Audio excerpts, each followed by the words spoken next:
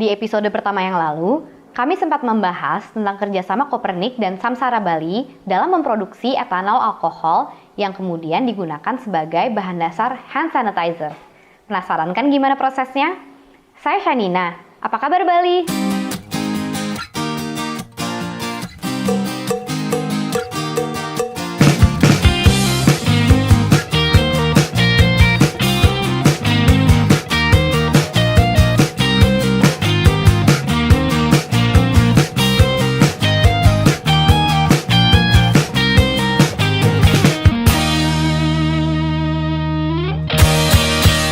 Minggu lalu, tim kami bersama dengan Bli Robi Navikula berkunjung ke Samsara di Desa Jungutan, Karangasem. Yuk kita simak liputannya. Halo, apa kabar Bali? Dan hari ini kita ada di Desa Jungutan, Karangasem. Dan sekarang kita akan bicara tentang sesuatu yang teman-teman di Bali pasti sudah kenal. Arak. Nah, mau tahu tentang serba-serbi mengenai arak? Dan apa hubungannya arak dengan situasi pandemi COVID-19 saat ini? Kita tanya-tanya yang punya tempat ini. Ayo ikut saya. Ternyata kalau kita pikir-pikir dan mau menggali kebijakan lokal, Karangasem sendiri itu adalah gudang bahannya alkohol. Om Swastiastu. Kalau di Karangasem sendiri sebenarnya apa aja yang bisa dijadiin arak? Di sini yang cukup familiar itu ada 3. Salah satunya kelapa yang paling utama. Karena Karangasem ini memiliki populasi pohon kelapa terbesar di Bali. Terus Paling yang besar di kedua Bali, ya? aren. Nah, yang ketiga lontar. Cuma lontar ini mengusus di daerah utara Karangasem. Tuak yang kita ambil dari atas pohon kelapa dituangkan di dalam tempat ini untuk menjalani proses fermentasi selama 3 hari.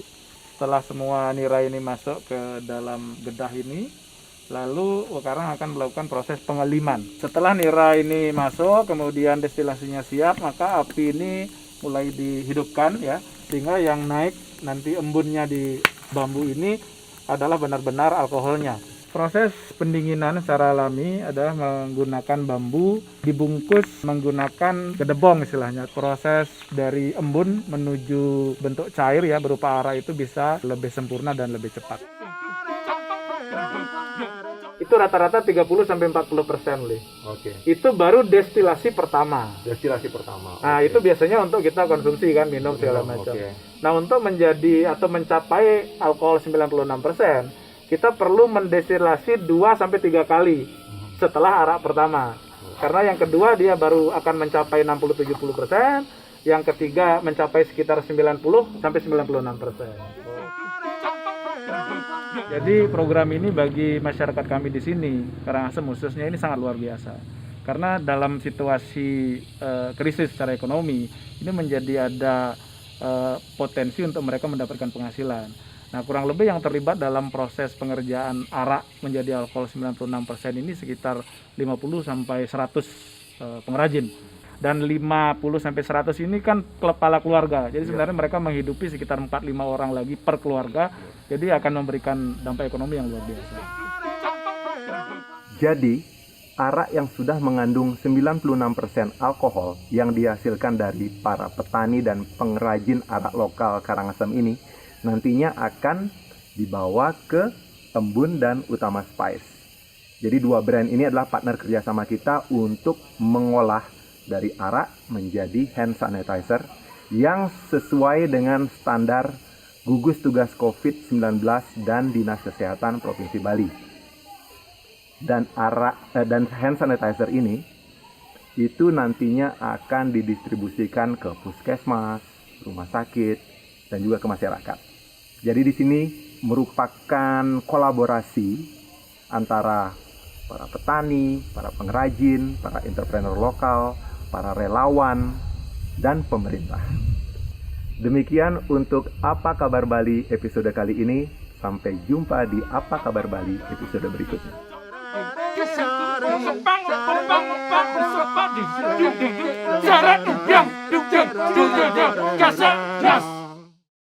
Suksma Bli Robi. Nah, kita bisa lihat bersama bahwa upaya kolaborasi menjadi salah satu kunci dalam menghadapi masa pandemi ini. Ayo kita terus dukung satu sama lain agar tetap sehat dan semangat. Mengakhiri episode kali ini, mari kita ikuti kondisi terkini terkait jumlah kasus COVID-19. Saat ini, situs gugus tugas percepatan penanganan COVID-19 menunjukkan data sebagai berikut. Apa kabar Bali? Akan hadir kembali dengan beragam informasi dan data terkini terkait situasi COVID-19 di Bali, serta tips and trik agar kita tetap sehat dan bijak selama masa pandemi. Kalau kalian ada pertanyaan, silakan kirim pada kolom komentar ya. Dan ingat, rajin cuci tangan atau menggunakan hand sanitizer selama beraktivitas. Sampai jumpa di episode berikutnya. Salam!